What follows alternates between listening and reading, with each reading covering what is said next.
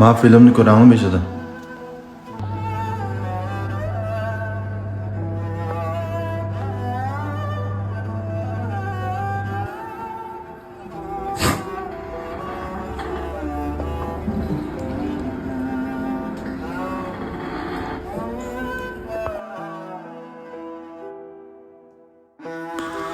Mana mushukni boshqa qutqizib akeptiki, biz qutqizib hozir men menasini ikki tal tash oldik anda.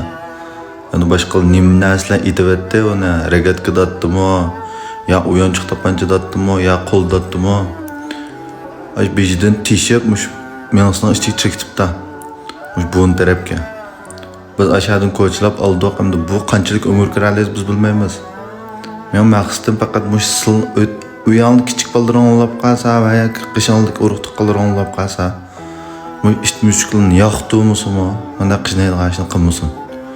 Bu bicharaning jin og'riydi. Qilqibni yaxshi ko'msakmi, bo'lni zaxmiga chiqartmaydi. Uyanlik mushukligim diqqat qilib qo'yinglar, mo'g'uchib tishib ketmasin.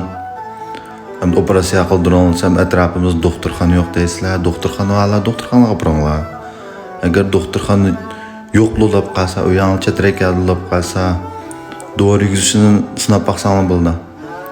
Mushu moddan to'xtatadigan dorilar bor. Mana shu filmni astig'im esib qo'yma hozir. Mishani setib olsanglar bo'ldi. Lekin hammada yaxshisi operatsiya qilish. Ma dori faqat vaqtliq. Bir mezgil shu eslik keltiradi, lekin butun yo'qotib bo'lmaydi.